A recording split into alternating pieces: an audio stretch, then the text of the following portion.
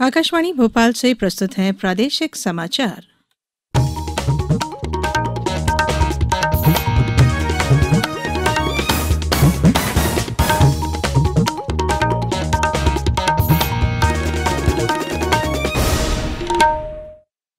नमस्कार, समाचारों के साथ मैं धारणा सचदेव। देश में कोरोना संक्रमण में तेजी से वृद्धि हो रही है। आपसे अपील है कि सावधान और सतर्क रहें। 15 से 18 वर्ष के किशोर और अन्य लोगों को भी टीकाकरण के लिए प्रेरित करें। कोरोना के नए वायरस ओमिक्रॉन से चिंताएं बढ़ी हैं। बचाव के लिए कृपया 3 सरल उपायों का पालन अवश्य करें। मास्क लगाएं, 2 गज की सुरक्षित दूरी बनाए रखें, हाथ और चेहरा साफ रखें। कोविड संबंधी किसी भी जानकारी और मार्गदर्शन के लिए राष्ट्रीय हेल्पलाइन नंबर 011-2397-8046 और 1075 पर संपर्क करें। और अब समाचार। सरकार ने नीट स्नातक परीक्षाओं 2022 को 6 से 8 सप्ताह के लिए टाल दिया है। पहले यह परीक्षा इसी साल 12 मार्च को होने वाली थी। हाल के एक आदेश में केंद्रीय स्वास्थ्य मंत्रालय ने कहा है कि नीट स्नातक 2022 परीक्षा की तिथि में देरी के अनुरोध के संबंध में मेडिकल डॉक्टरों से बहुत से आवेदन प्राप्त हो रहे थे, क्योंकि नीट स्नातक 2021 परीक्षा की काउंसलिंग उसी दिन होनी है। कोरोना महामारी की तीसरी लहर के बीच उच्चतम न्यायालय ने इस वर्ष इंजीनियरिंग में स्नातक अभिरुचि परीक्षा गेट 2022 स्थगित करने से आज इनकार कर दिया। न्यायालय ने कहा है कि परीक्षा में देरी से विद्यार्थियों में अनिश्चितता की स्थिति उत्पन्न हो सकती है। उच्चतम अदालत से स्वीकृति मिलने के बाद गेट 2022 परीक्षा अब निर्धारित कार्यक्रम के अनुसार ही आयोजित होगी।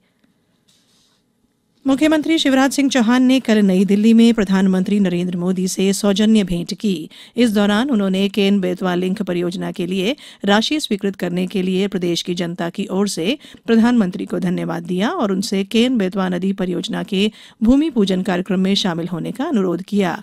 बाद में मीडिया से बातचीत में मुख्यमंत्री ने बताया कि उज्जैन में महाकाल मंदिर परिसर के विस्तार, इंदौर में गीले कचरे से सीएनजी बनाने के प्लांट और महिला स्व सहायता समूहों द्वारा चलाए जा रहे 7 पोषण आहार प्लांट के लोकार्पण के लिए भी प्रधानमंत्री से निवेदन किया गया है।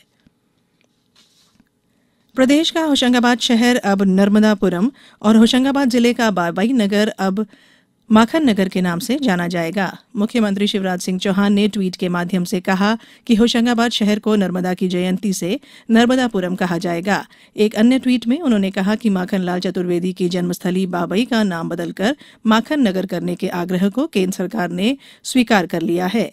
केंद्र सरकार द्वारा राज्य सरकार के इन प्रस्तावों को स्वीकार करने पर मुख्यमंत्री ने प्रधानमंत्री का आभार माना है। ऐतिहासिक चौरी चौरा आज ही के दिन 1922 में उत्तर प्रदेश के गोरखपुर में हुई थी।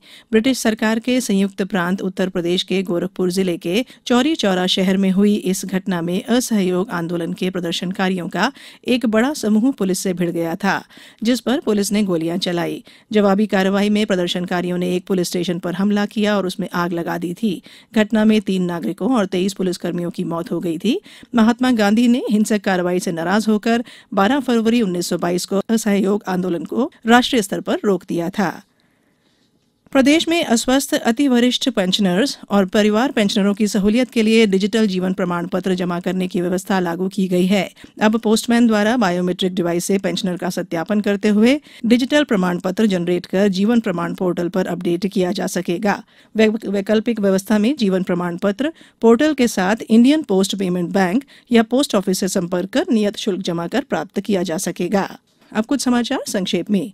श्योपुर जिले में 2 फरवरी तक लोक सेवा केंद्रों में कुल 6,52,597 आवेदन प्राप्त हुए, जिनमें से 6,25,631 आवेदन निराकृत किए गए हैं।